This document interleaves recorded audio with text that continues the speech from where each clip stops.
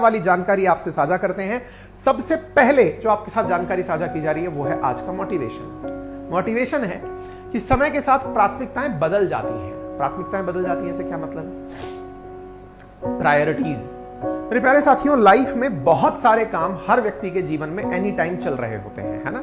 आप में से भी जितने भी विद्यार्थी या फिर जो लिसनर है जो मुझे सुन रहे हैं, उनके जीवन में भी कई प्राथमिकताएं। हो सकता है अभी आपको अपनी माँ आवाज दे रही हो सकता है पापा ने कोई काम बताया हुआ हो सकता है दोस्त के घर की शादी में जाना हो सकता है कि आपके पास मोबाइल रिचार्ज कराने का समय ना हो, कुछ भी चीजें हो सकती हैं। तो हमारे लाइफ में एनी टाइम, अच्छा ये तो मैंने व्यवहारिक जीवन में बताई, अगर मैं लाइफ लॉन्ग बात करूं तो हो सकता है प्राथमिकताओं में किसी के लिए पहली प्राथमिकताओं की जॉब प्राप्त करना है, किसी के लिए हो सकता है कि यार पहले शादी करनी है फिर जॉब प्राप्त करेंगे, किसी के लिए दोनों का ही संकट है, ना जॉब मिल रहा है ना शादी मिल रही है, तो फिर प्राथमिकताएं ढूंढ रहे हैं कि क्या करना है ना।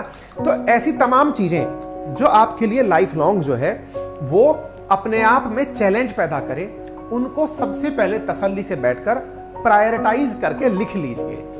आप में से हो सकता है कुछ लोगों के मन में एक सवाल आता हो, ये जितने भी बड़े लोग होते हैं ये कैसे मैनेज करते हैं सारी चीजों को। बड़े लोगों से मतलब चाहे कोई इंडस्ट्रियलिस्ट देख लीजिए, अपन लोग तो दो चार छोटे छोटे काम कर रहे हैं। जैसे अंबानी की बात करें, टाटा की बात करें, तो उनका तो मतलब पूरे देश की बड़ी बड़ी कंपनियां ही वो लोग चला रहे हैं। मैनेज कैसे करते हैं?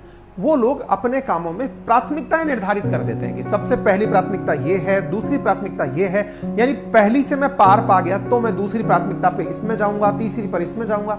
आप भी ऐसे कर लीजिए।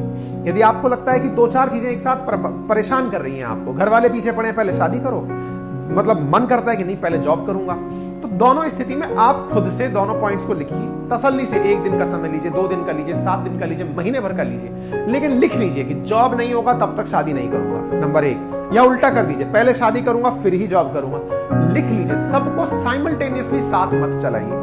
अगर आप सारा काम एक साथ लेकर चलेंगे ना तो ये दिमाग में ना केमिकल लोचा हो जाएगा, आप डिसाइड ही नहीं कर पाएंगे कि आपको कौन सा काम ज्यादा तवज्जो देना है, ठीक है ना। ऐसी स्थिति में जैसे मैं आपके साथ में बात बताऊं, मैं मेरी लाइफ का अगर आपको एग्जांपल दूं, जो कहते हैं ना घर में आग भी लगी हुई हो, मतलब आग लगी हुई का मतलब होता है ये एक मतलब लोकोक्त के मुहावरे की तरह से समझ सकते हैं। कितनी भी अर्जेंसी क्यों ना हो, मतलब बाहर मेरे लिए 1000 लोग भी इंतजार कर रहे हो खड़े होकर के, तो भी मेरी प्राथमिकता है कि मैं मेरी क्लासेस पूरे टाइम पर लूंगा। ये जो मेरी प्राथमिकताएं हैं ना कि मुझे क्लासेस लेनी है। आपको कैमरे पर जो लोग दिखाई देते हैं वो लोग अपनी लाइफ में भी किसी ना किसी और काम में भी एंगेज होते हैं, लेकिन उन प्राथमिकताओं के बावजूद कि नहीं यार क्लास जानी ही है। आप सोचिए, आप सभी लोग मेरी ये क्लास का जो ज्ञान है ये पूरी तरह से इंटरनेट की कीमत पर प्राप्त करते हैं, यानी आप इंटरनेट ही खर्च करते हैं, बाकी मैं आपसे कुछ भी वसूल नहीं कर रहा हूं। लेकिन उसके बावजूद मैंने अपने अंदर एक कमिटमेंट ले रखा है कि नहीं, Monday to Friday until unless कि यार ये इररिप्लेसेबल, इसका कोई ऑप्शन ही नहीं है। जैसे मुझे विदेश यात्रा पर जाना था तब वहां पे ये बोर्ड नहीं था, अदरवाइज आपकी क्लासेस एनी टाइम चलती ही हैं। ये जो आपकी प्राथमिकता है ना, ये और चीजों को ऑटोमेटिक सेकेंडरी कर देती है कि अगर घर वाले भी कोई काम बोल रहे हैं सब क्लास के बाद होगा, यदि आपको दोस्त कुछ काम बोल रहे हैं सब क्लास के बाद होगा, कोई सी भी चीज, पहाड़ भी टूट रहा हो क्लास के बाद होगा।